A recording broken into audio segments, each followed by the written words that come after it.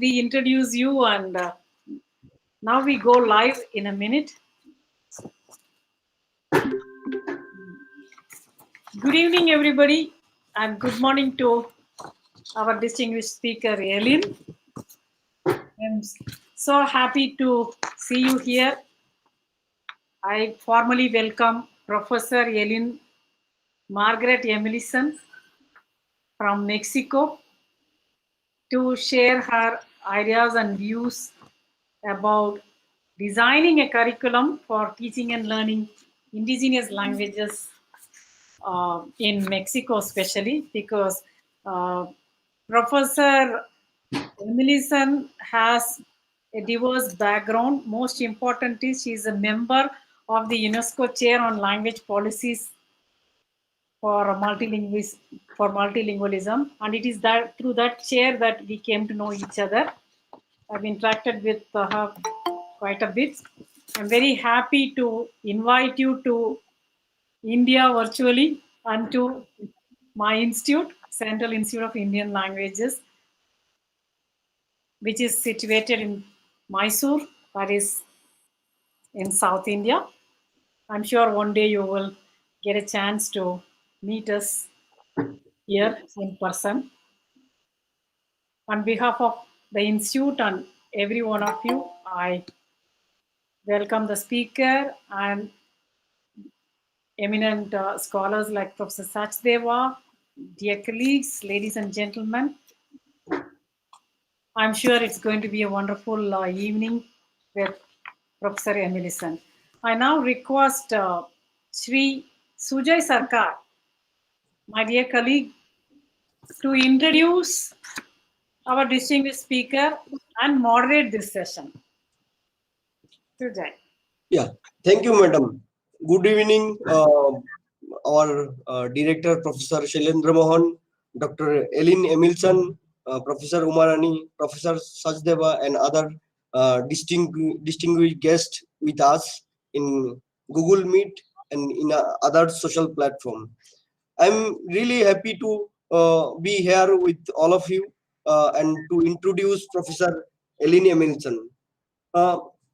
She born in Brazil in an Icelandic family, later on moved to Cuba at the age of 8, when her father started working for UNESCO as an expert in oceanography.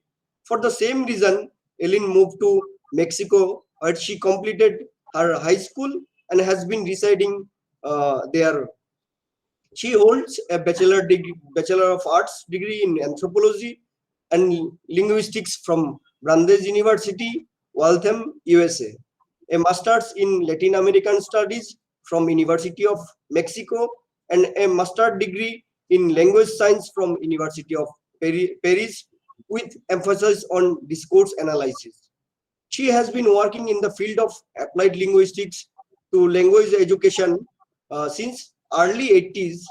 She started her career at the Language Center of the University of Mexico, working on English and Portuguese language teaching, teacher development, curriculum materials design. During that time, she also participated in the creation of first teacher development program of Nahuatl, the indigenous language with the largest number of speakers in Mexico.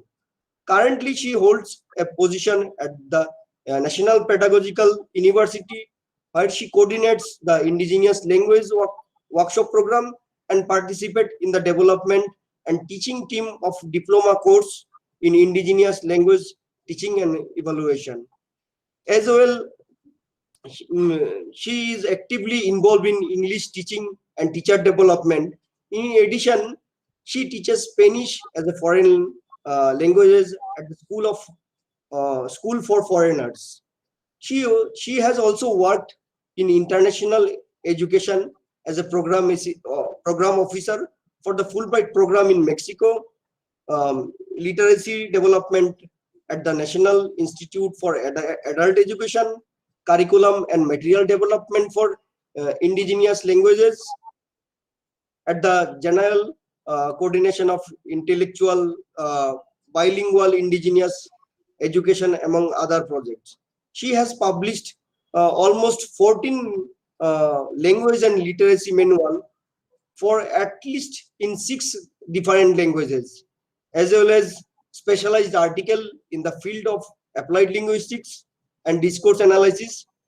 And as a member of UNESCO Chair Linguistic Policy for Multilingualism, she is working towards model of language learning, teaching towards multilingualism in Mexico, promoting multilingual policy with emphasis on strengthening the presence and use of indigenous languages of Mexico. So it's really wonderful to have you in our lecture series, Professor Ellen. I request you to take over the session, madam. Thank you very much. I'm, of course, deeply honored for this invitation. I want to thank Uma Papuzwami for this fantastic honor and opportunity to communicate with colleagues on the other side of the globe in efforts to promote linguistic diversity at a global scale. So would it be possible to share the screen, please?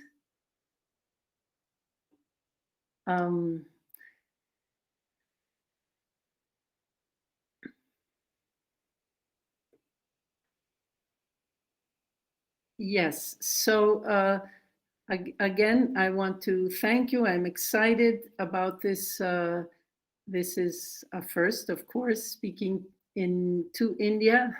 I was in India almost 3 years ago, actually, in the framework of the UNESCO Chair Linguistic Policy for Multilingualism in the event in Hyderabad with Professor Rao. And I loved every second of it because I had been dreaming of going to India since age 17. So it's really, I guess, part of the signs of the times that we are able to communicate and also hopefully work collaboratively on efforts that will promote linguistic diversity. So if we can show the full screen and then go on to the presentation, I would appreciate that.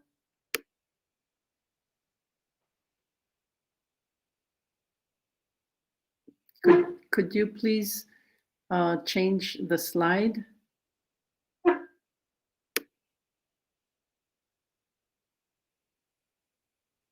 Hi. Yeah, Pawan, next slide, please. On full screen, please. Yeah. And full screen, please.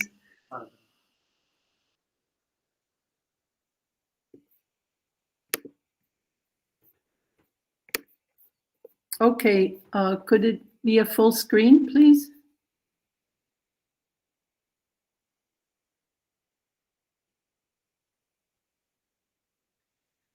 So,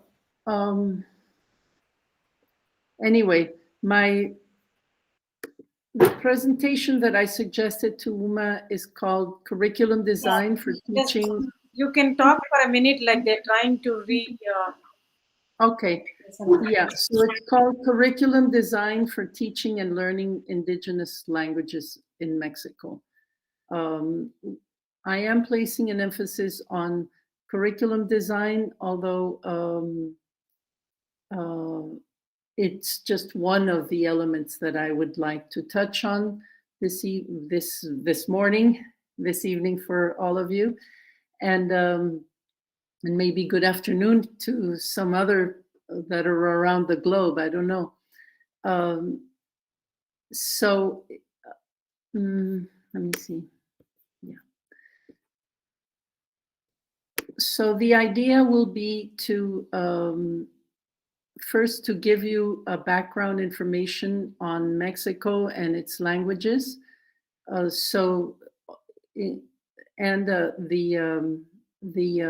policies that have, or the kind of a nutshell, the kinds of policies that have been policies and actions and situations of the indigenous languages in Mexico.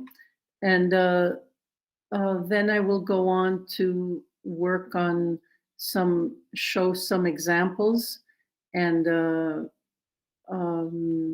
reflections on the relationship between education or language teaching, and then I will work on curriculum design towards an integrated and interactive model. And finally, I will come to some conclusions, and hopefully, or rather, I want to say that I'll be thrilled to discuss with all of you different angles relating to this topic. Okay, so next, please.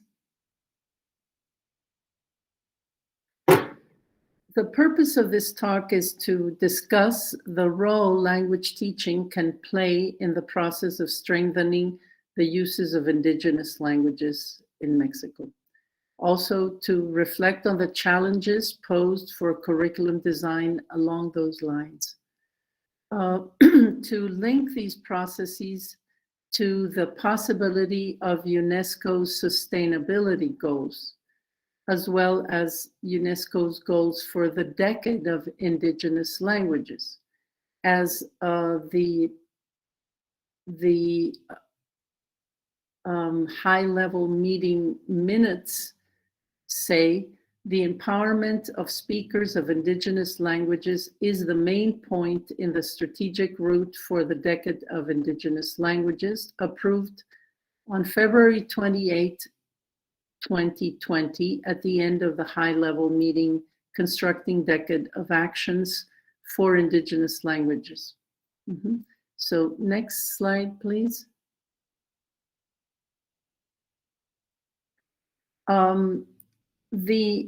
Then I'm linking, or we all should link, languages to sustainable development and decolonization, not decolonization.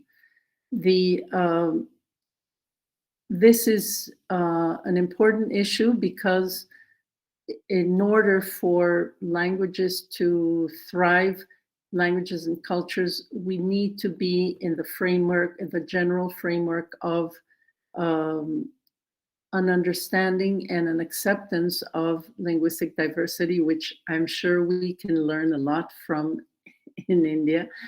So I do hope that we will have lots of dialogue there. And we're seeing decolonization as a process of establishing internal cultural coherence, as well as relationships of equity, equality, respect, and value for diversity. The dismantling of perverse structural practices, very common in Mexico, and above all, communitarian, cultural, and linguistic self-worth, which it would be the focus of attention. So next slide, please.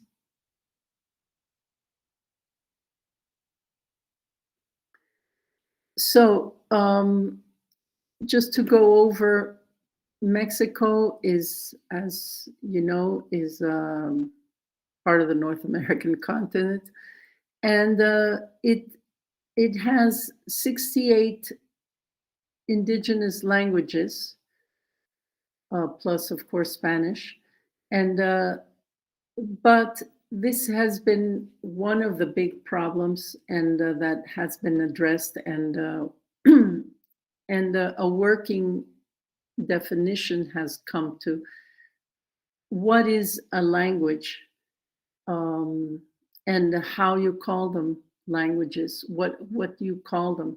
In Mexico, there are it's called we call them, rather, the National Institute for Indigenous Languages calls them linguistic groupings rather than languages, because many of these groupings actually hold, in many ways, languages that are distinct as we could call Portuguese and Spanish, or even French and Spanish. I don't know if you're familiar with the differences of between these languages. But because over the course of history, a language such as Mazatec actually is called Mazatec to the outside. It was called Mazatec by the Nahuas, the Aztecs, who dominated that area of the country. Oaxaca, south, will be the southern part of Mexico. But the languages, or the speakers of the languages, have their own way of labeling their languages. So for our purpose, we are saying that there are 68 indigenous languages, but we must be aware that this is a working solution, not necessarily a reality. Especially there are languages that have so many variants that should be called languages at this point. But as a linguist said, a language is a dialect with an army, right? And so there are no armies. So again, but all of these definitions must always be taken into consideration in the determination of different policies. These 68 indigenous languages are grouped into 11 language families, which is also very surprising, right? In this fairly large, but still nevertheless small territory, considering Indo-European languages span from Iceland to India, right? And so all of these are mysteries historical linguists have been working on for the last 150, well, at least 120 years. And it's very interesting, very difficult, and perhaps some answers to these questions may come. But right now we say there are 11 language families. At this point, there are 7 million speakers out of the 120 million inhabitants of Mexico. So it's 6% of the population of Mexico. However, this is a very interesting development in the census of the National Institute of Indigenous Languages in 2013.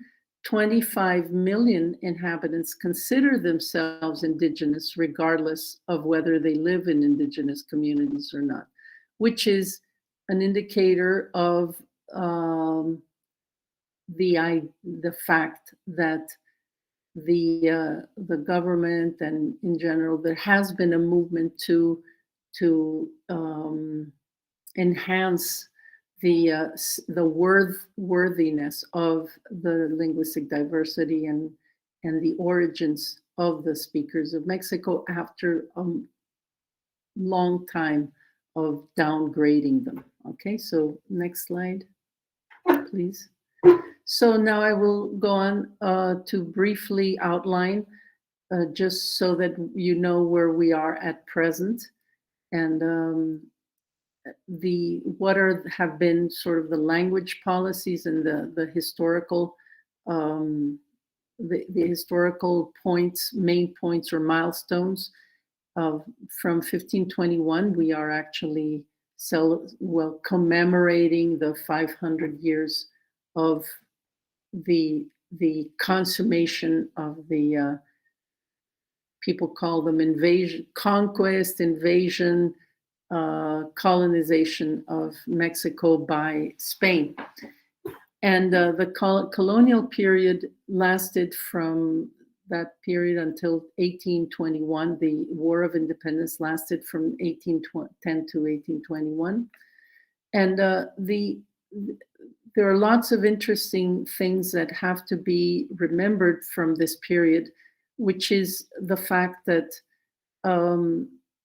there were indigenous, the Spaniards needed to do something with the whole indigenous diversity, in language diversity. And they actually used Nahuatl as a lingua franca. Nahuatl was as some of you may know, the Aztecs in what is now Mexico City expanded their territory as of 1325 until, of course, the Spaniards came around. And so it had already become lingua franca. And it was used for indigenous children of the nobility. There were also Zapotec in southeastern Mexico was used regionally as a lingua franca. What is an interesting thing about the colonial times is that there was a distinction established between the Republic of the Spaniards and the Republic of Indians, República de Indios. As you may know, Indians in Mexico are called Indians because Columbus thought he had arrived in India, right?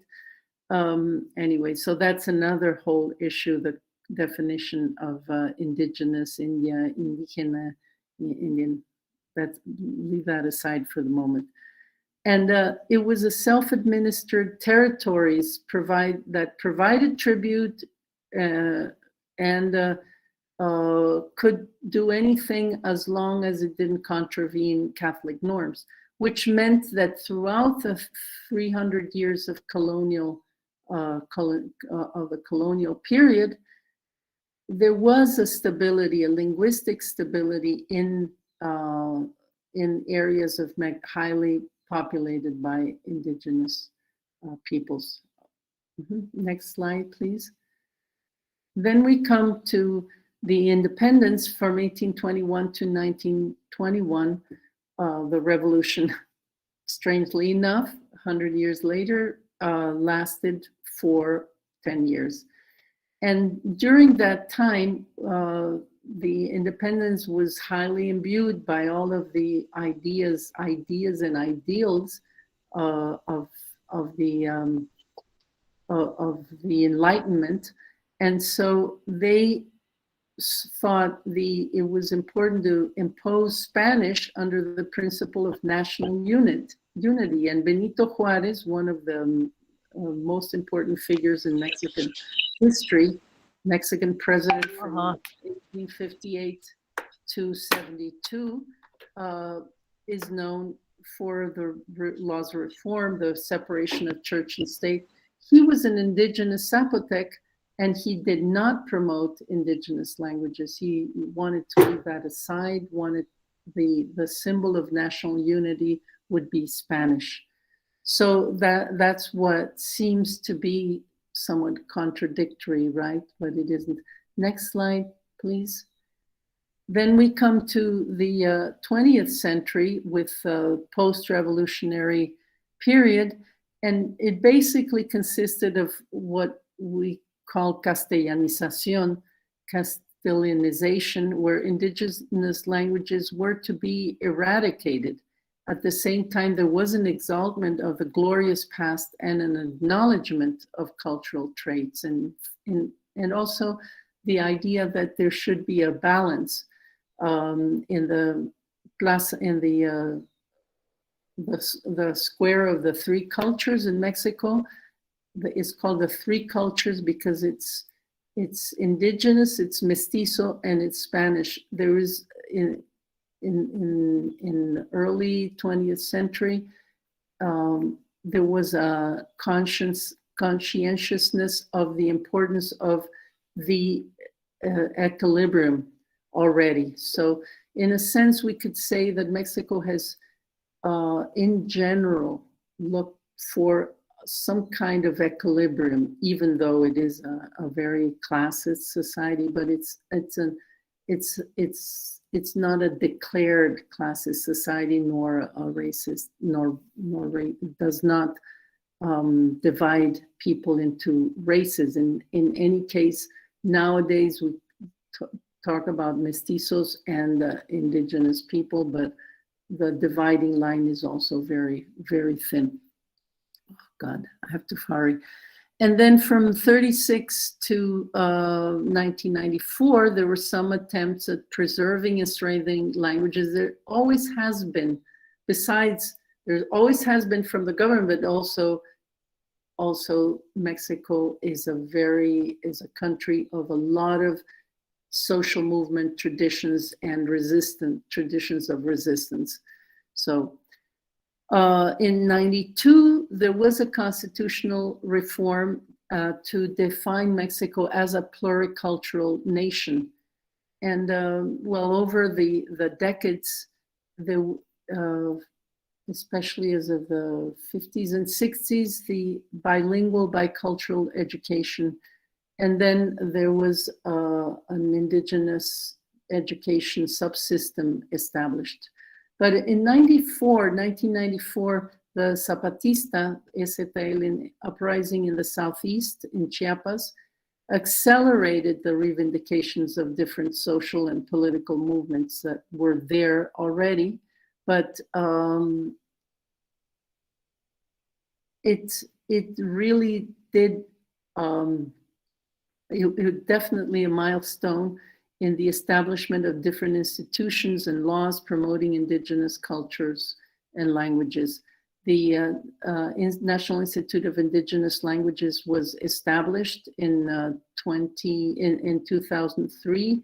The General Coordination of Intercultural Bilingual Education with its intercultural universities in different parts of the country was established at the same time, more or less, and the law of general linguistic rights was also established at the time. Now, as of 2018, the present administration with President Andrés Manuel López Obrador, there was an establishment of the National Institute of Indigenous Peoples. Mexico City has we are presencing an amazing boost of support for indigenous languages and cultures in many ways. There is something called the Secretariat for Indigenous Languages. There are cultural centers where indigenous languages are taught. I'm very happy to say that I've been in touch and worked with them closely. And we have indigenous languages are as national languages. Mexico does not have an official language. It has a national language. Well, and just recently it was determined by Congress to define all indigenous languages as national languages. Also in the education, we're seeing all sorts of developments, and among others, the new Mexican school, as it is called, it still isn't. We cannot say it's really in full blossom, but it has established that every child in the country will learn 3 languages. Of course, they don't give them enough time, right? But what is very interesting as a concept is that they say L1, L2, and foreign language. L1 and L2 are different depending on what your L1 is and what your L2 is. If you are a child in an indigenous community speaking an indigenous language, that's your L1. If you are an urban or a child that has Spanish as a mother tongue, that is your L1, and your L2 is the inverse. So definitely a very interesting development. Hopefully it will take off. So to continue, next slide, please. So what are the processes that lead to, we've just gotten an overview, what we are now in the quadrant of really working, trying institutionally and socially to eradicate eradicate the idea of the discrimination related to Indigenous peoples, and also to give value and self-worth. But we can see that there is a dialectic, a dynamic between or among the different social movements that, as I say, play an important role, have played a very important role in Mexico, the status quo and the power, that is, and conceptual and disciplinary influences. Of course, that has played a role. The disciplines that inform linguistic educational policies have been linguistics, primarily descriptive linguistics, which is understandable considering the need to define, describe, understand the different Indigenous languages.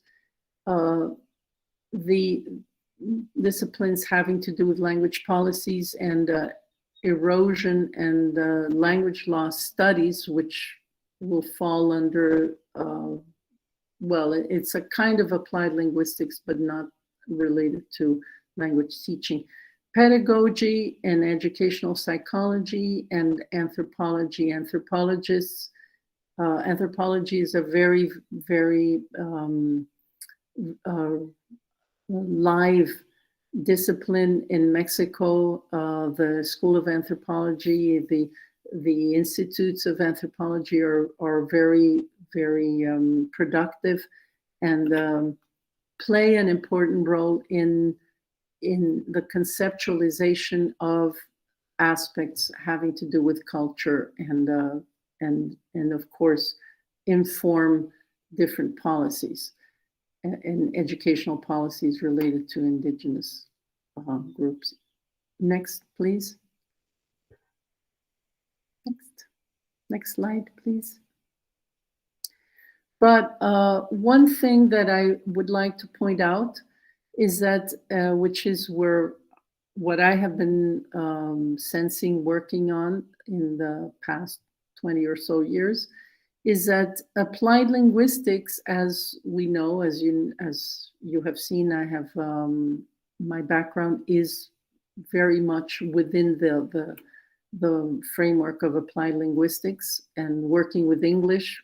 All of those who have been, familiar with the applied linguistics schools, especially the British School of Applied Linguistics, know how productive it has been and how also the Common European Framework of reference of languages has been a very productive framework for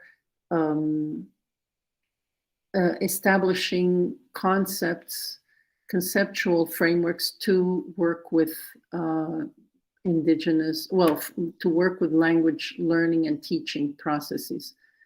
Those aspects, that school has only recently entered the field of Indigenous language education, and definitely, I am convinced, of course, that it is a field that is very, very useful to be able to create established lines of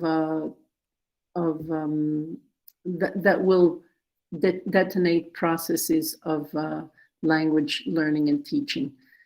As you know, the applied linguistics is an interdisciplinary field that is centered on, it takes linguistic systems, but as of the 80s, very much pragmatics, discourse analysis, sociolinguistics, and I also am very keen on the idea of semiotics, is very helpful.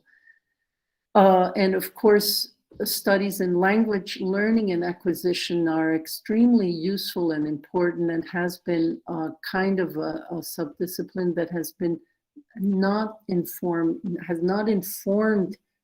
language teaching as much, or certainly not in indigenous languages.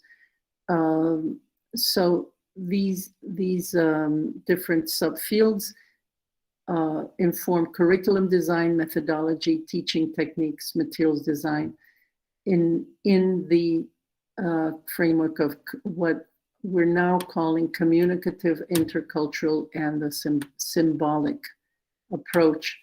By the communicative competence perspective,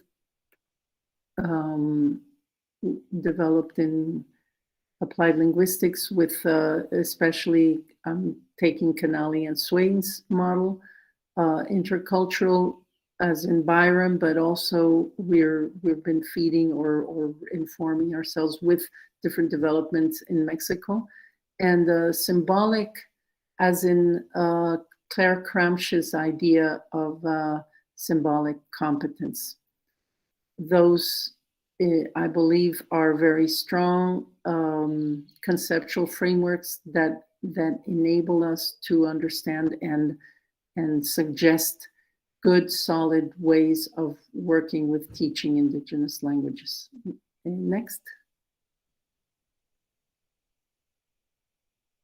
Next. So to give you an example, unfortunately, I don't have videos. I wanted to show you some videos, but my technological skills are not there yet.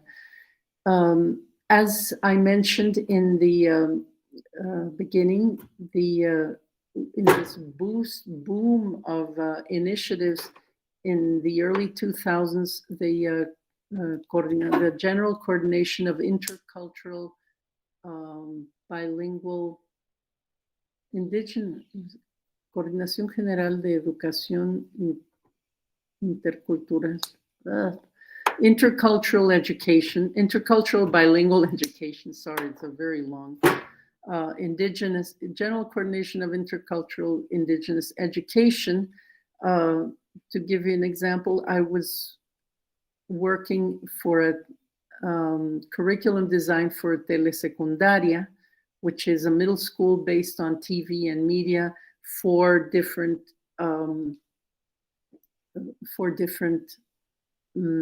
areas of Mexico that are difficult to reach or have little educational services. And I was working with the subject Indigenous language and culture, specifically with Zapotec, which is a language. It's actually a language grouping, very large, in the southeastern part of Mexico. And here, the kinds of decisions that we could see had to be made is that it was geared to population where you had a Zapotec children with L1, but also children from other groupings, and also children who did not have. We always joke this, oh yeah, it's the son of the child of the teacher may not speak Zapotec. And so one of the things we have been working on is how to work with a language where it may be an L1, it may be an L2, it may be a language heritage. What are those challenges? Well, we basically thought of a spectrum, and in each, we assumed that the basic population was native speakers, but their learning experience had to do with learning to read and write or transferring skills from Spanish to Zapotec. And but also there was a component of an L2 where we were introducing students to the basic aspects of the language in use from a communicative perspective. So that's one of the kinds of problems or challenges that we're faced with.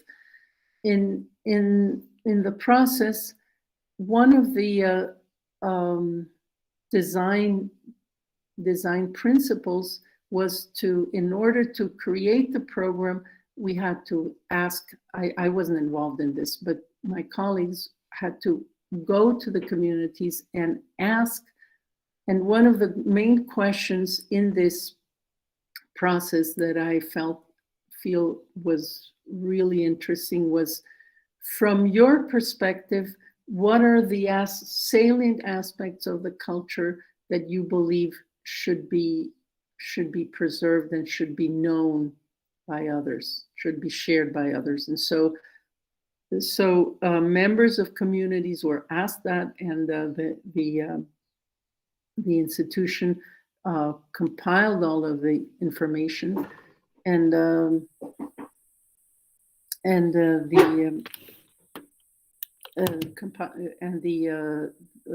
result was a program that tried to closely reflect the interests and needs of the inhabitants of those communities.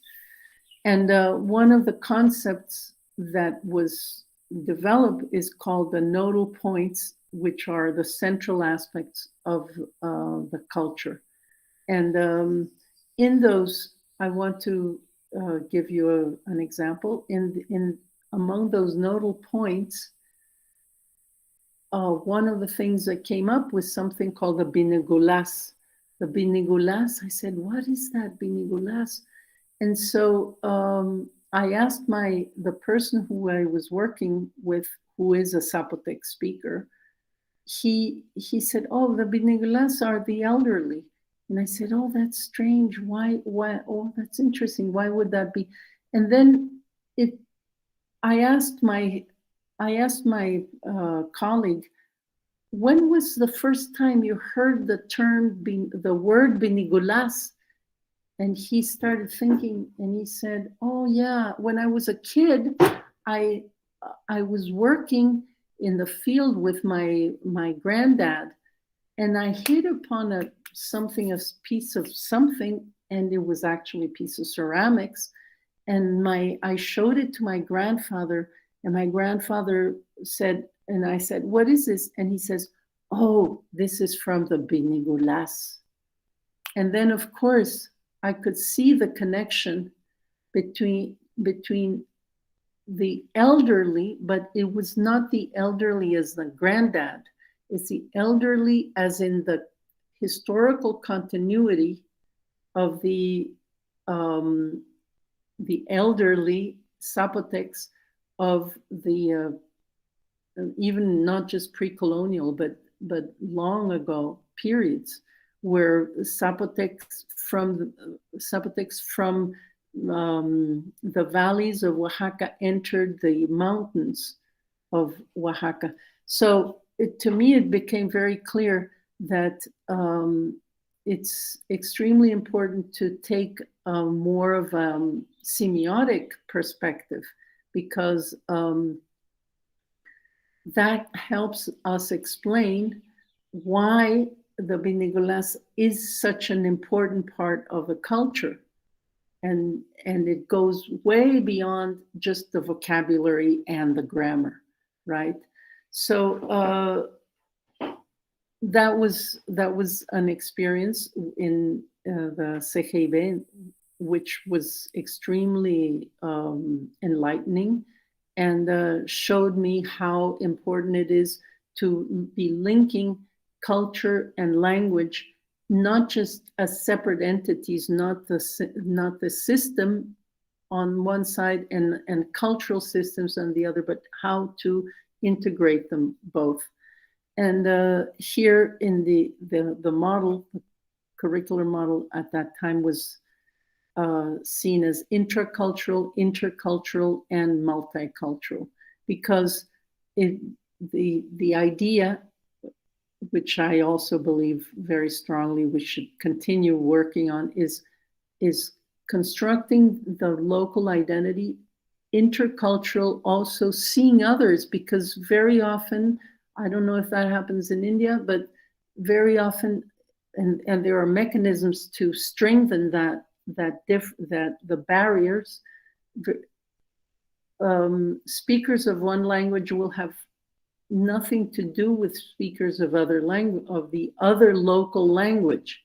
They are maintained separate, and well, they might intermarry once in a while, but in general, that's why one of the reasons why has been some stability, linguistic stability, right? But there is a need to see the different cultures and also understand Mexico as a multicultural country. Next slide, please. Another example has been a very, very, very, well, to me, dear project, Indigenous schools in Michoacan, where school children study national curriculum subjects in Purépecha and have Spanish as a second language with content-based approach. And I was honored to be part of this team in this Spanish as a second language with content-based approach project. And here, by the way, it was inspired by the Zapatista movement, this decision to have all of the national curriculum mapped on to Purépecha. And here that was the first impulse, to just map on the national curriculum to Purépecha, or the other way around, right? And teachers did this amazing work. They started in 1995, and it still goes on. Unfortunately, not as rigorous as it did in the first years, but a very, very interesting path was traced, in many ways pioneer. And the children, they learn to read and write as their first language as a first experience in Purépecha. And this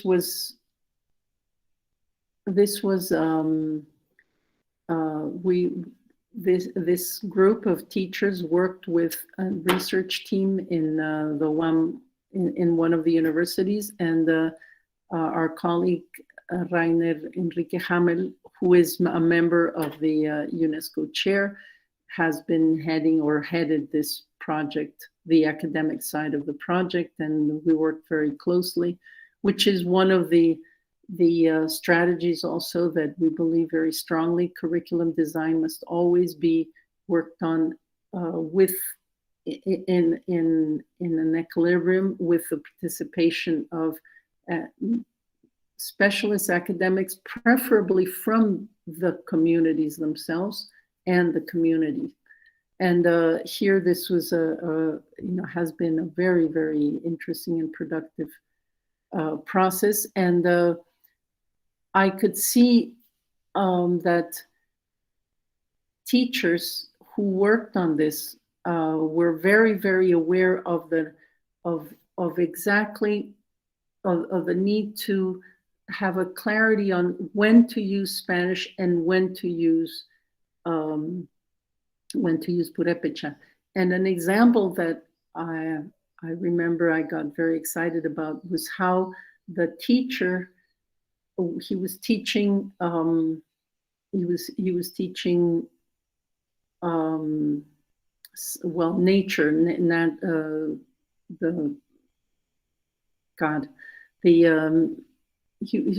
about ecology, and he was very keen on having the students go and speak in Purépecha and describe the environment.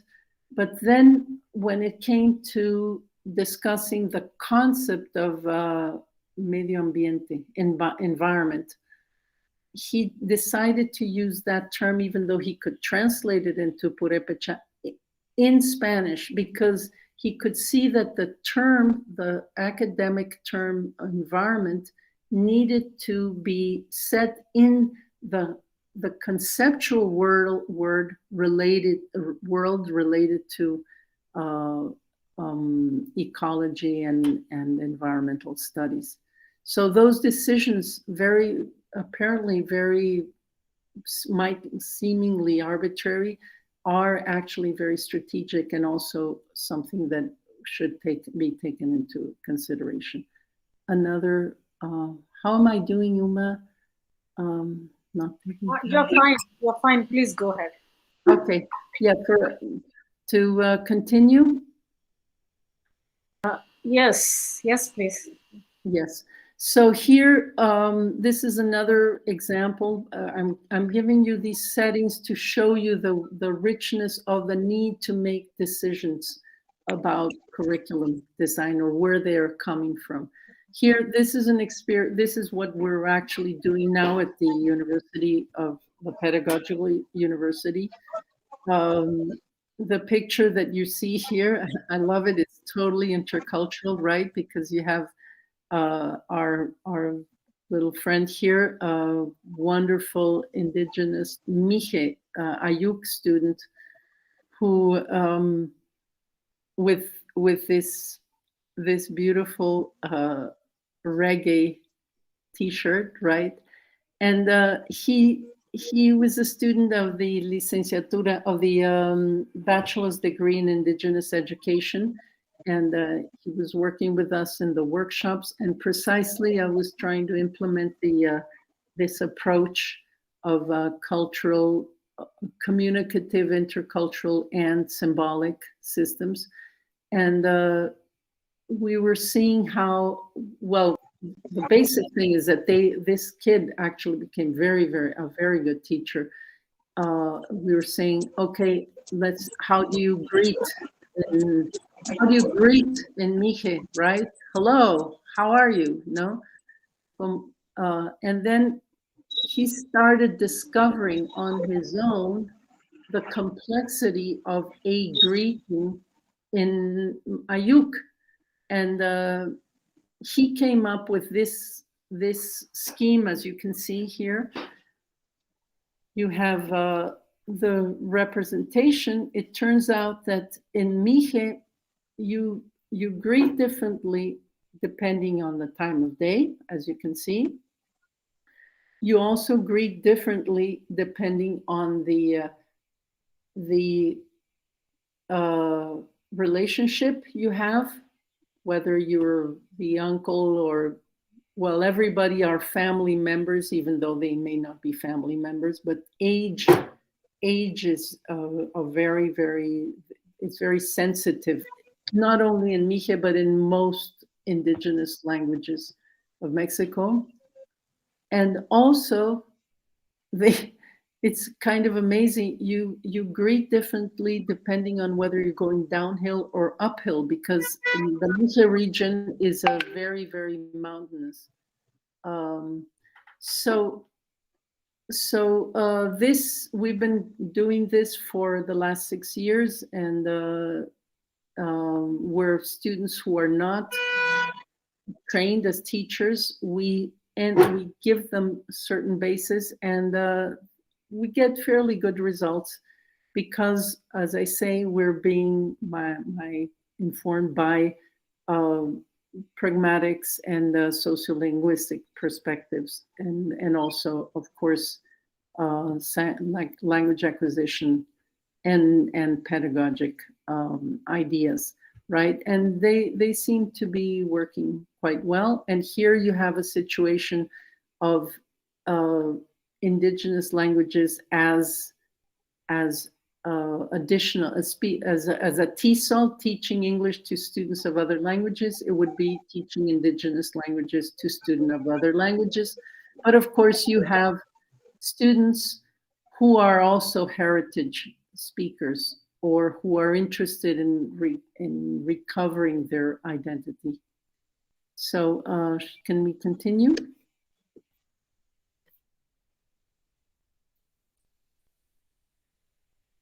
Another interesting development is which shows that, you know, it's going to happen whether we like it or not. And maybe curriculum, this, any kind of top-down decision making is not going to be very effective, because what we're seeing now is this amazing boost and boom of initiatives, private initiatives, especially youth, indigenous speakers of their languages are now, who have studied or have been studying or have some interest in recovering the languages.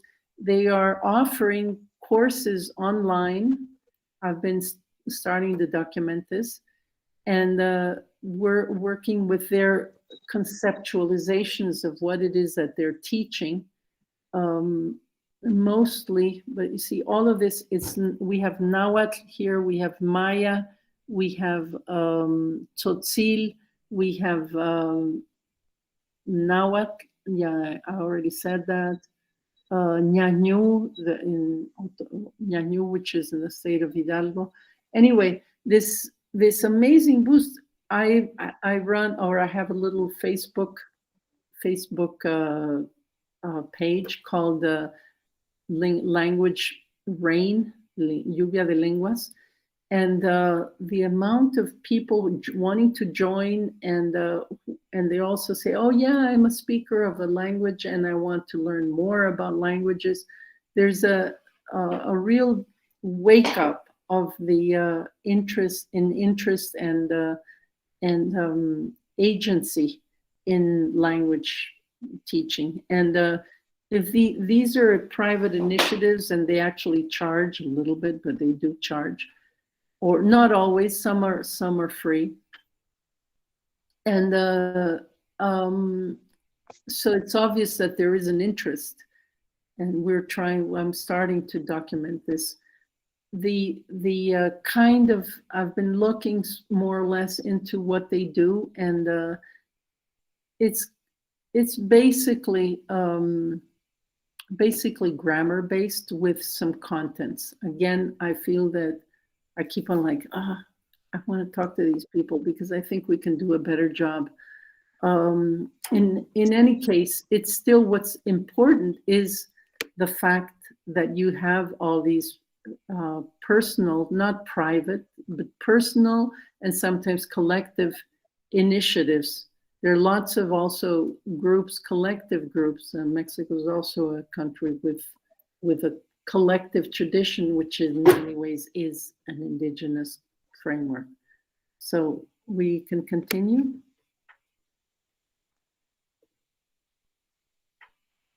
Next slide, yeah. So just the basic kinds of reflections that come out of this experiences. There is a continuum. It doesn't make that much sense to create a very strong distinction between what is an L1, what is an L2, what is a heritage language,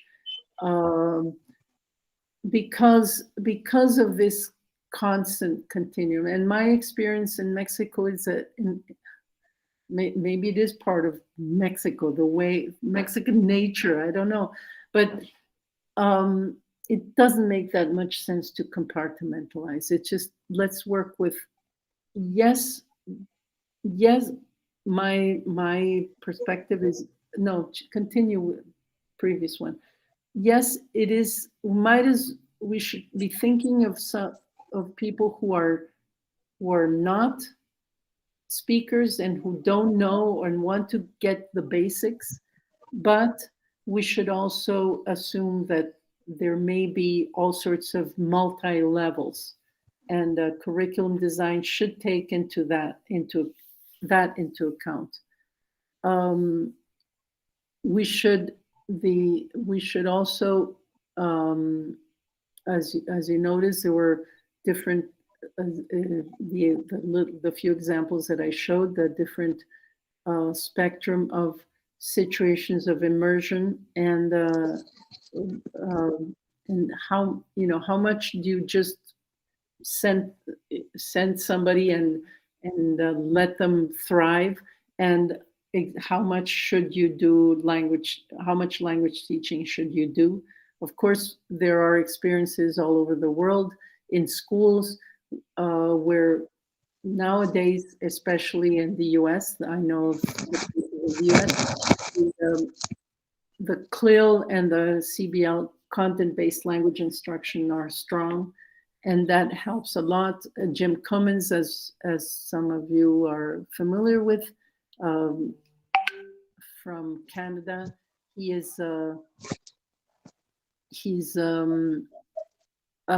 showed how kids, children, and immigrant children in Canada are able to express themselves freely or easily in social settings, but not in academic settings. So their linking with thinking is much more difficult as a learner. So obviously, working more finely with content makes sense, which is I'm very proud to say that that's what we were working on in the Purepecha region. So there's also need for creating rich environments, and one of the things we're working on in the teacher development course that we're currently teaching right now is to consider that the role of the teacher nowadays, of a indigenous language teacher, should also include activities designed to amplify, to create uses in the community or strengthen the uses in the community. The other aspects, as always, is the engagement and implication of the learner. That's what we want to work on. That has to be a main ingredient of any kind of curriculum design. And so now on to... Alina, thank you. I have a meeting at 7:15, which I'm going to attend, but I'm so sorry to stop you, but I really enjoyed your discourse. I think you're really on the right track, and I think all of you are doing quite well with the effort that you're putting in. I hope to get in touch with you individually, and we will sit and discuss what can be done together. And I think this whole idea of a shared destiny of mankind is at stake. Absolutely. And diversity is valuable to all of us. Your diversity is valuable for me. It's not only yours. I mean, it's equally mine. You know, it's humanity. That values it together, and we need to be consciously coming together and laboring together and working together towards achievement of more and more dignity for diversity. I hope to get in touch with you again. I have a class at 7:15 which I have to attend and take. Thank you so much for a very, very nice talk. Okay, I'm really enjoying it. Carry on with it. Yes. Yes. Thank you. Yeah. Okay, and just to go on, I think I should close this so anyway, the curriculum design, just all of this, that was the main topic, right? But I felt that there was this need to give you a background.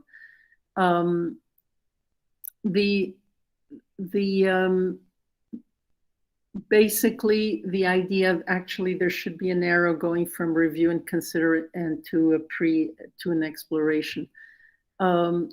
Underlying theories of language evaluation, language learning, etc.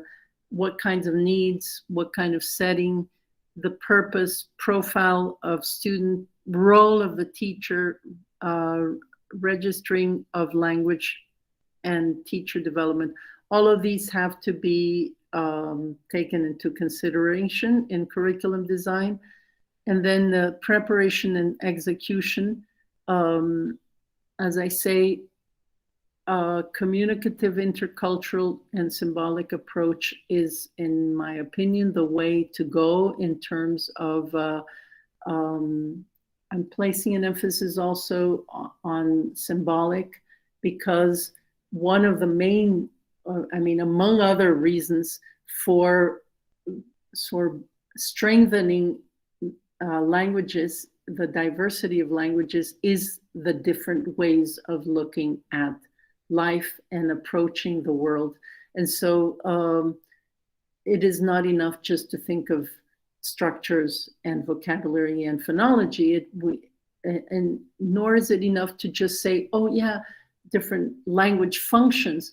We have to get to the core of the elements of the culture. So it definitely is a central part in the curriculum, in the conceptualization of curriculum. And also in the idea is to create new uses and environments, because language teaching, indigenous language teaching in general, but indigenous language teaching is also a process should also have an effect on the amplification of the uses of indigenous languages and entry into different other domains that have been, where indigenous languages have been excluded. Actually, nowadays, the term recovery and reclaiming are being used in addition to or instead of revitalization of language. And so, of course, the idea is that you have a curriculum design that's also has the centrality of the subjects, the users of the language, and not just top-down decision-making. As I said, the experience at the CGIB was very clear in that sense. So I would say, I think the last slide, just to finish. I would say we can just conclude. We're moving towards community-oriented language development, strategies to foster revitalization, work with real situations, improved perspective on communicative approach, especially giving special central a central role to the symbolic aspects of the culture, seeing the teacher as a revitalizer, thinking of strategies for strengthening, reclaiming, and revitalization, creation of new uses and creation of materials. In this moment, we have challenges such as pandemic situation. The digitalization is here to stay, of course. And I've sometimes joked that the digital world is the Noah's Ark for indigenous languages. If you're not in it, we drown. And so we have to be in it. But I hope to be working with colleagues on this. It is very necessary to be really thinking of how the digital world can be instrumental in strengthening and preserving indigenous languages. But as I say, the point is not to just map these languages onto hegemonic society, but also it should mean a shift in hegemonic society also. Some of the challenges are writing systems and different dialects. People fight over which is the correct dialect. There's so many challenges there, but anyway, I would like to call this to end. I'm sorry, I've been hesitating a lot, but anyway, so thank you very much, and I'm happy to have some questions. Yeah, thank you, Professor Ellen. It was a wonderful lecture. Now the session is open for question, comments, please.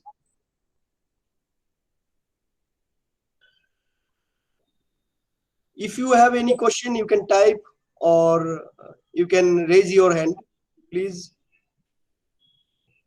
Regis, yeah, Yeah, what do I mean by that?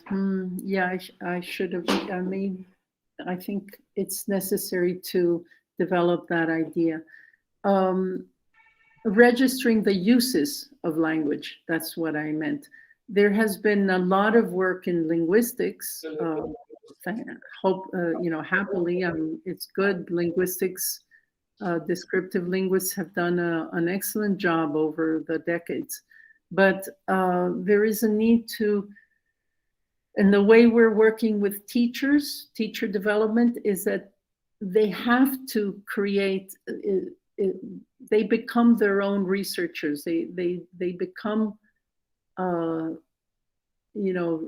researchers of their own language. That's what I meant. As you notice, the young Mije student, I cannot say how I jumped of joy just when he did this. It was like, I cannot believe this. This kid is, he's not an anthropologist. He's not but he got it all there, and he did this beautiful map of how the system, so the sociolinguistic system of greetings works. And he did that on his own. Of course, he's an extraordinary kid, but I think that that's one of the things we have to be able to have our student teachers and in general become aware of. It's like a metacognitive process, and be able to register and describe uses of the language. That's what I meant. I don't know if I answered your question.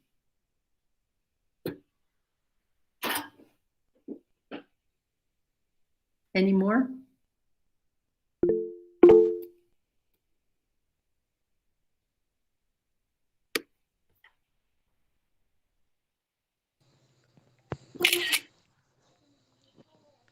Well, thank you. Hello. Yes. Am I audible? Yes. Thank you for such a wonderful session with us. And I am very much motivated through this, because basically I am living in Pakistan, and here our native language is Potwari or Pahari. So basically the problem with the people living here is, as I am a student of linguistics, I want to do something for my indigenous language, but the problem with the people living here is that they are a bit complexed about their language. As there is prestige attached with the languages, so when they move to the cities or higher educational institutions, they do not prefer, even with their native speakers, they do not prefer their language. As some of the Pashtun people living in Pakistan, they prefer their own native language whenever they meet another. So because people, I think they think that this is a language of the rustic or rural areas, and this is not sophisticated. So we have to do a lot of struggle in order to get our language recognized, and that was the main point that I wanted to ask you on the registering of language. And I shall definitely try to contact others in order to help me in this particular task that I want to do. And would you please suggest anything in order to uh, eliminate this situation where the speakers are complexed about their language, and they do not try to show their identity as the native speakers of the language? Thank you. I don't think it's very clear in Mexico. We have that, and as I say, I really feel that Mexico is doing some good things. There is a lot. There's at least on the level of the discourse in Mexico, there and the institutions of sending the message of showing how the language you speak is a worthy language. So that is something like that is happening, and it was very surprising to see how people are now feeling that, oh yeah, they can be indigenous, like they can affiliate themselves. So obviously, language policies at a national, local level do help, and educational policies do help in showing the worthiness of the languages. But yeah, I mean, it would be interesting to speak with you, and maybe we can think of some ideas about how you can work with the speakers of your language, your language, and the whole point, I think, is to be able to say, yes, English is, well, thank God for English at this point, right? Because we wouldn't be able to be communicating had we not had English as a lingua franca. But also to understand that our own language has a lot of power. You know, I have to admit, my background, well, my nationality is actually Icelandic, so that I do have, absolute knowledge about the importance of having and preserving one's language. When Icelandic is spoken by 300,000 people, and it has one of the one, if not the most productive publication culture, and with everybody reads, everybody, and the cultural industry in Iceland is extremely lively. So I know that for a fact, and Icelanders, have never felt complexed about their language. They speak other languages, but they've never felt complex. And so that, I know that feeling we can get that out of our way. The importance of feeling good about one's language is of paramount importance, of course. Yeah, Professor Arul, please. Hello, Elin. Hi, Good nice morning. to see you. I'm so happy to see you. I liked your talk, and Thank I had you. one observation. Maybe you can take it as a question. It was interesting to note that in one of your examples, you said getting the indigenous speakers involved of what to document. So I would like to know what really they wanted to document. Yeah, that yeah, that's where I'm keen on applied linguistics, because actually other initiatives having to do with language run by anthropologists will ask their students to document different sorry, just 1 second, I really need to get some water.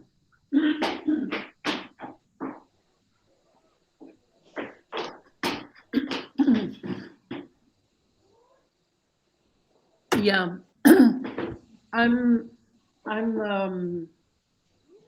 the way we're structuring our work comes, as I say, is informed by applied linguistics, and so it's more like communicative situations.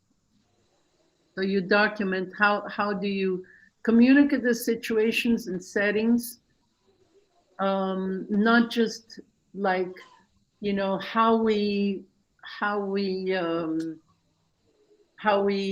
embroider, how we create or how we make a meal. It's like actually, how do you speak when you make the meal? How do you ask for instruction using frameworks coming from speech act theory or different perspectives having to do with language and use. So that's it's very simple. It sounds language document, language registering. What I really mean is, you ask the speaker or the person who's going to be teaching, okay, sit down and actually observe your family, and how do you prepare a meal? What are, who, using even Del Hymes's very basic scheme, who are the speakers, the setting, the ends, and it's definitely a very useful strategy, to be very frank. And we derive from there the kinds of language structures necessary to carry out those interactions processes. Mm-hmm. Thank you. Thank you That's so what I much. meant. You're welcome. Yeah. If you have any question, comments, please.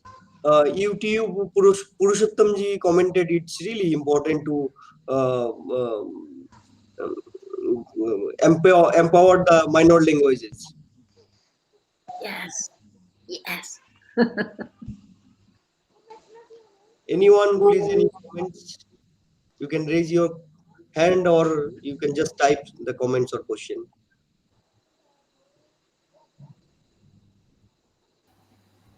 Good Yeah. morning, ma'am. Yeah, Am I please. audible? Good morning. Namaste, ma'am. Namaste. Ma'am, I think I speak for everyone when you said that the primary goal is linguistic diversity on a global scale and the upliftment of minority languages. Ma'am, I just wanted to know, ma'am, if you could elucidate on the digitalization of these minority languages and the inculcation of it on a digital scale. I am not exposed to anything other than Wikitongues at this moment, which I really liked, and the language digitization initiative. Is there anything else? I don't know. I just really want to know about this. I think there are some others, but yeah, I'm mostly familiar with Wikitongues, and I really like that group. Very nice people. No, but what I'm interested in is the initiatives, the personal initiatives. I mean, indigenous speakers of indigenous languages are using the internet actively, and some are big, as I showed. Quite a number, surprisingly, are wanting to teach their languages, and which means, of course, yeah, claro que sim, Ananda.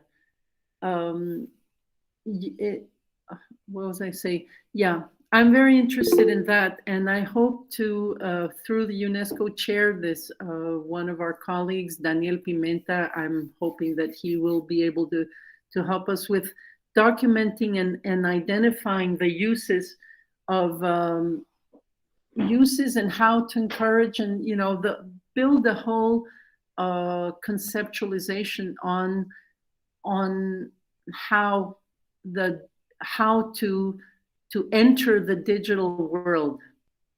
I have lots of questions in my head, no answers, but one of them is how can we make the digital world less hegemonic? How can communicate? Actually, there are initiatives in Mexico, because some indigenous groups in Mexico are very active politically. There's a lot of political activism in the good sense of the word.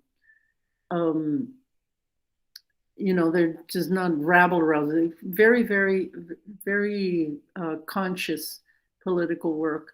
And one of them is, I don't know enough, but I know there are initiatives to try to see ways of having control over the digital digital means.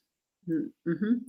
So no, I don't know about documentation other than Wikitongues and the other one you mentioned, but it's more what I'd be interested in is in working on towards the presence of languages in the internet. Mm-hmm. Ananda Machado, I don't know if I answered your question, Arenundo. And Oi, Ananda Machado would like to say something. She will say it in Portuguese. I'll try my best to translate it. good morning, thank you. Porque o meu inglês, ele não é muito, ele é muito primário. Então, eu gostaria de conversar sobre a possibilidade da gente construir uma rede para poder o México, o Brasil, a Índia, as diferentes localidades se fortalecerem nos seus trabalhos. Sobretudo, em relação à ligação da língua com o território. Por quê? Porque nós estamos vivendo uma crise climática muito forte. Aqui, por exemplo, eu estou quase beirando os 50 graus.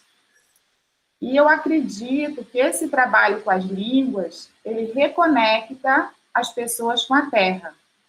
Não somente a população... Peraí, eu não sou tradutora, lembra? She's saying that, first of all, she would really like to encourage or, figure out a way for us to, I think we could decide that right now, establish a network to strengthen our work in the field of language and language teaching. And she places the question on the relationship between language and territory. And now Ananda, by the way, is working in the Amazon region of Brazil, if you are not familiar. She's saying, climate change, we are in a very, very dire situation, and she is convinced. Now, Ananda, pode continuar? It's only from reconnect the work with the language can reconnect with the nature. Mm-hmm. Exactly. Not only the people, Indian people, but all the people, because when we study the language, we know the other words, other relations with the word. Mm-hmm. Exactly. As Ananda saying, I didn't mention this when I talked about the symbolic part, but yeah, the whole relationship with humans and nature and the diversity of biological diversity is extremely important. No? Ananda, é o que se queria dizer, né? Yes, thank you. Okay, yeah. Very, very, it's extreme. Uma can help us, maybe. We can create a network to discuss this. Yes, Elin and Ananda. As this was one of the items which you people had put forward in the UNESCO chair meeting last time. So I think you proposed that, Elin. So we will be very happy to join hands. I'm sure it's not just the BRICS nations. Maybe we will try to pull along other people, maybe the SAARC countries. Let us have a larger network. We'll be very happy to contribute to that. And I liked your idea of seeing the teacher as a revitalizer, because most of the times linguists join hands with the community and maybe some language enthusiasts and people work. But I was very much impressed that you are seeing that one of the most important revitalizer could be the teacher himself or herself. I think this network, what you're proposing, if you can initiate a dialogue during the, during the inaugural of the Decade of Indigenous Languages, we will see from India, not only CIL, maybe other institutions also. We will get in touch with other institutions and see who else can join hands, and let us see how best we can enrich this field, because teaching and learning, or in other words, indigenous languages education is the need of the hour now. Because right now we are seeing that in your own talk, you talked about the visibility. You showed some of the digital offerings that you are developing, and maybe still you are producing a lot of materials. But it would be wonderful to take it as a challenge in the next decade, within 10 years. Let us say you have 68 indigenous languages, and all of them are national languages. I must congratulate your country for recognizing all these indigenous languages as national languages. In India, we have quite a number of indigenous languages. Let us see how much we can contribute to the educational side, not mere producing materials for documenting or describing them, but let us take this as a challenge. We'll be very happy to join with you. I know we are running out of time, but Sujay, if there are no other questions, I would like to ask two questions. There, Uma, there are 2 questions in the chat. Yeah, so I would like to give you. Yeah, let them ask, and then afterwards I'll be brief. Actually, 3 questions, Professor Elina. The first question is from Sarbanan. Thank you for stressing the importance of semiotics. By semiotic approach, do you mean multimodal approach in language documentation and curriculum design? Well, in a sense, yeah, but when I said semiotics, I was thinking, well, semiotics is, as in everything is diverse, right? There's no one thing, you know.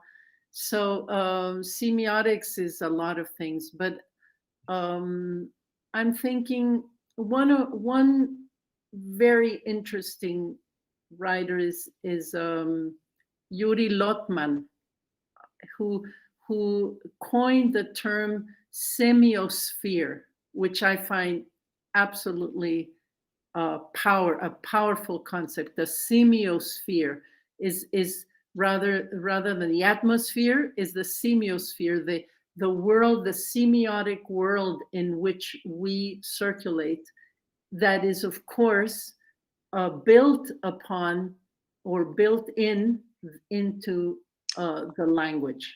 And that's where I realized I hadn't read Yuri Lotman until I worked with the concept of Bilingual, of the Zapotecs.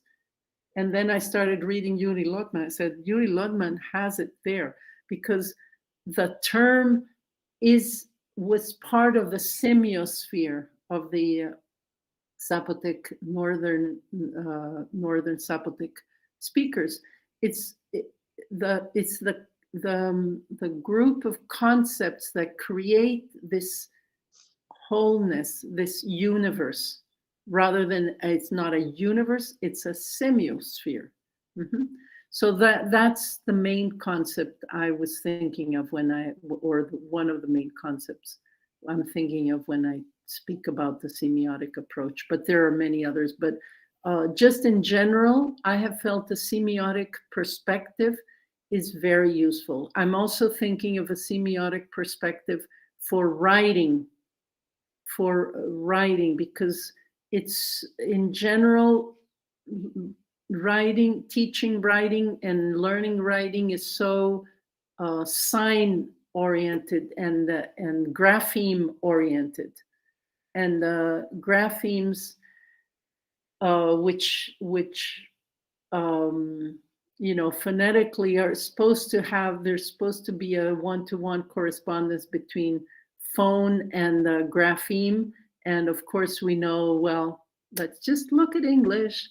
There's no, it's not exactly a direct relationship between grapheme and phones or phonemes. And so, but if we take a semiotic approach and we see that it's meaning building, and the resources used for meaning building, including visual elements, because after all, writing is is also a continuum of aspects that have to do with phonology and syntax sometimes, and also well, if you look at Chinese and Mayan, by the way, Mayan is the Mayan writing system. The ancient Mayan writing system is a combination of syllabic and ideographic and phonetic. So why not take as a first approach a semiotic approach, and then see how the different meaning is conveyed with different resources, rather than getting totally like stuck in the idea of graphemes.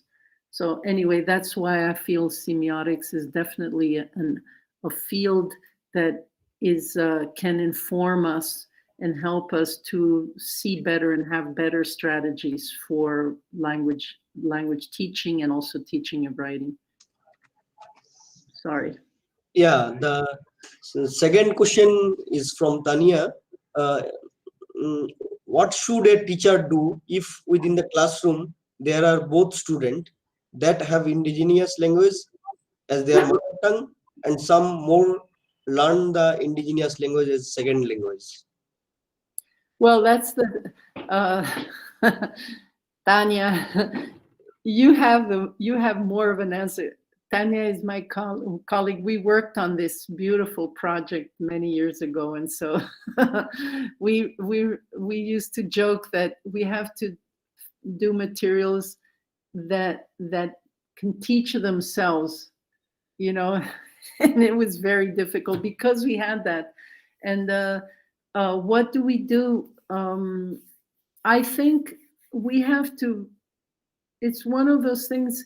Again, in Mexico, I have learned this: do not compartmentalize too much. Be more generic, and yes, because one of the advantages of the digital era is we have websites, we have lots of possible resources to address different needs, specific needs of different students. So that's the direction I would move into, to assume that in any given classroom you have natives, you have L1 and L2 speakers at the same time. And yeah, it's the big challenge. It should be a fun challenge too, and hopefully, Tanya, we will be working in this. So the third question is from Shajalde, who really liked the lecture, and who is also working in Indian scenario, in indigenous language teaching. What is your observation about the Indian condition as far as the empowerment of these languages are concerned? If you may comment. Of course, I have no opinions about Indians in India, but in Mexico, Indian. Well, as I say, indigenous. In Mexico, we say indigenous, but there still is a battle of the terms.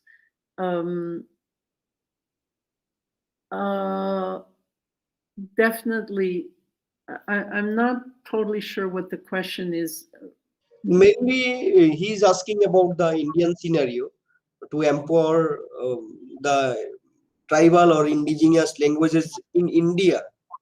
Mm-hmm. If you have any comment? Yeah. Well, we could share what has been happening in Mexico. I mean, there's something is happening if we see this surprising outcome of the survey that showed that 25 million Mexican people consider themselves indigenous. I mean, it was a very, very interesting outcome, which obviously is telling us that because there has been propaganda, well, propaganda is not the right term, there has been a dissemination in the in the media, by government agencies to have, show the value of the languages. There's also been social movements moving in that direction. So, grassroots movements do play an important point where there's agency, where there is determination. That helps a lot. And hopefully the education, I think the big thing has to come in the educational system itself. Definitely that's where things have to happen. And questions such as Tanya's is where, how do you work with all the linguistic diversity in the classroom is a big question. But I think that the first ceiling that has to be broken is the attitude that, oh yeah, it's fine. Before, it's fine, but it's also true that we need to communicate, right? And we need to communicate. Sometimes we need to communicate accurately, and so we have to agree on something. And of course, for that we need linguistic tools where mutual understanding is paramount. So there's all sorts of questions that have to be answered, but throughout the 20th century, or just in general, the premise that there has to be one language for everybody was based on that, on the need to for effective communication. And I think now we can have effective communication and still have diversity, but we need a series of premises and attitudinal premises that come from education, of course.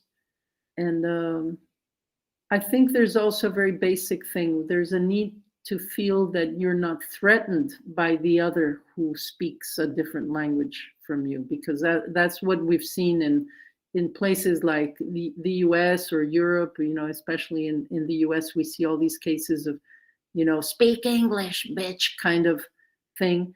Has to do with the feeling of being threatened. If that the person who said that is showing a feeling of being threatened by an immigrant, a Spanish-speaking languages being a symbol of threatening them. So of course we need to move towards systems where linguistic diversity is not threatening to people. Mm-hmm. Yeah. Thanks so much, Professor Margaret. Thank you very much. Thank you. We have two more questions. Professor Uma, may I proceed? Okay, because maybe till 8, because we are here for almost 2 hours now. Yeah, but it's interesting. I'm happy that people are interested. Yes, Sujay, please proceed. Maybe yeah. So, Ananda, if I pronounce the name correctly, how to connect language documentation, education, and climate change together in the institute? I think, institutes, she meant the institute in your country and India, probably. Yeah, and Brazil too. Well, Brazil, step one, get Bolsonaro out of the way. That's the first step. Yeah, you're absolutely right, Ananda. Nature and everything has to be totally connected. There's just no way out of it. We cannot ignore that. I think that Mexico is in we cannot, as they say in Spanish, sing victory, but there is a lip service being paid to that, and a lot of work now in the government is kind of being focused on counteracting climate changes. but there's so much work to be done. There's no, but at least the attitude has to change. You know, there is an attitude that helps. Now the next step is working. But as you know, I'm interested in, you know, I come from a discourse analytic perspective, so I immediately think, yes, we have to incorporate contents of climate or nature and climate in the different languages, in dialogue with the basic cosmovision of the languages. And indigenous languages have never, or have put it this way, have always linked nature and society and culture. There's never been a separation. So I think that we have to learn from them. Mm-hmm. Yeah. So the last question in the chat box, Devanjan, how would you treat the factor language aggression? I mean, the aggression of rich language creates many indigenous languages which are not indigenous before. As you know, India is a multicultural and multilingual country. Here, the factor of language domination comes with importance. So, I would like to know how a linguist should treat this factor and also socio-political factor which plays the key roles in language domination.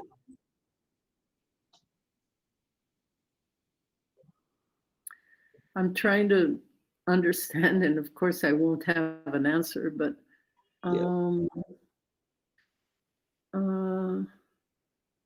mean, I was in a lecture once many years ago where there was a descriptive linguist and somebody approached him on something like that, you know, what is, you know, the problem of discrimination. And he said, "Oh, I'm only a linguist, you know, I work with phonemes, you know, let the world fall apart." Well, I definitely don't believe it's, you know, as a person in applied linguistics, discourse analysis, I definitely feel that we have to be engaged and be clear on that, and have our say and have our word there.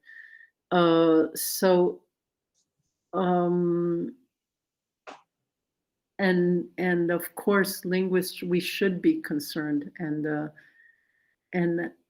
I think as I say, I'm working in applied linguistics and discourse analysis, and so there is a lot of work has been done with discourses of domination, and of course, understanding the way domination works helps us also dismantle those processes. So, you know, we can say, oh, this is what is happening, and so we should dismantle that.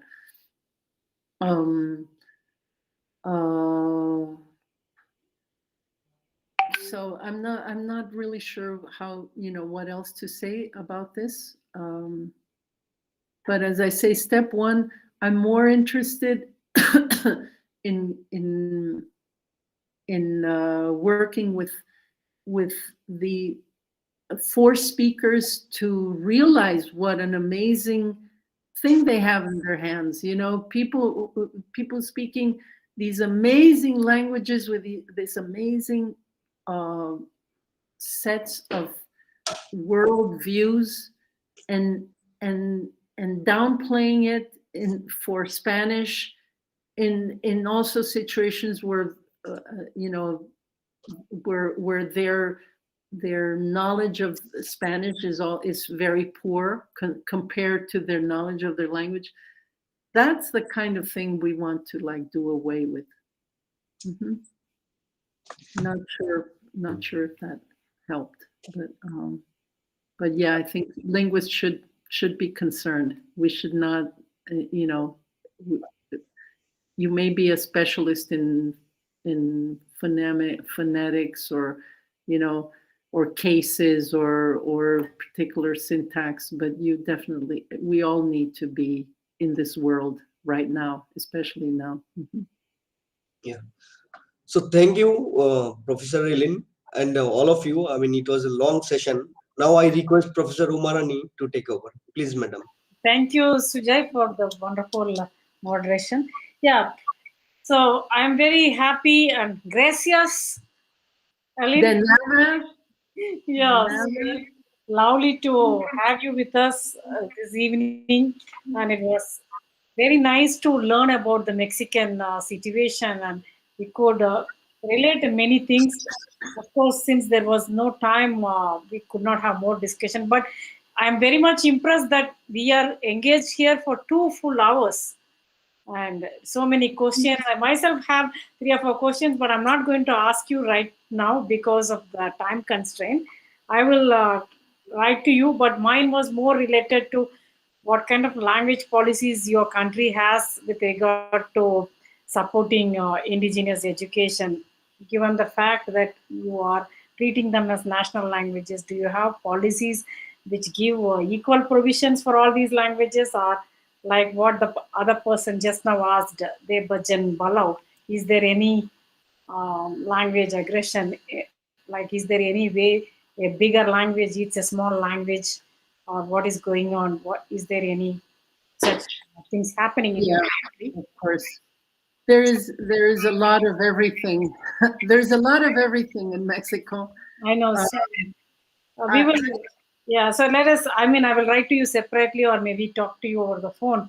So.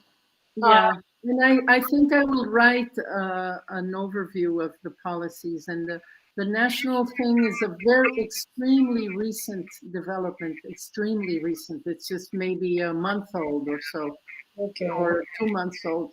But yeah, I mean, we're in this bandwagon, and we need to get to, you know, I hope that we can play a role. My colleague Tanya also play a role in thinking and helping set up policies that are effective in Yes. education. So let us, yeah, it will be nice. Let us explore this together. Maybe, like we said in the beginning, the BRICS nations, and here my colleagues also would be interested in joining you for developing some Yes. programs. Like what comes to my mind, what we could do together as institutions, not just you, Ananda, and CIL, and maybe Hyderabad Central University, and there are many other places who would be interested. Let us explore whether we can have any course like the internationalization courses. Let us plan Yeah. for the future. Yeah. Yeah, we can do that. A UNESCO chair course, international course. Yes, we can think about a good proposal, and some of us from our institute also would be willing to join that. We'll be in touch, and at this moment I take this opportunity to thank you formally on behalf of my institute, my director, my colleagues, and all of them present here. On everyone's behalf and my own personal behalf, I extend a warm gratitude to you for accepting our invitation and for being with us and enlightening us on an important topic, which is the need of the hour. I emphasize that again and again because it's important that we take care of the smaller communities and cater to their needs. I also thank Sri Sujay Sarkar, who moderated this session, and all other colleagues of mine who extended their support in many ways. And as you know, in India, it is 8 p.m. Most of us who are here came to office around 9:30, 10. So we are here for almost 10 hours. So I thank everybody for your patience and for your support for being in this session. Thank you. Thank you so much, Uma, for this opportunity. And I think we're all very executive here, so I'm sure we will sit down and work very, very soon, concretely on projects that we have been. Ananda is suggesting a network, and you're suggesting a course. And I think those two we can set up, for sure. All right. So gracias again. So Yeah.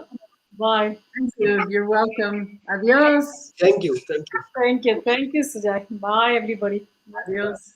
Have a lovely evening and good morning to the people on the other side of the globe.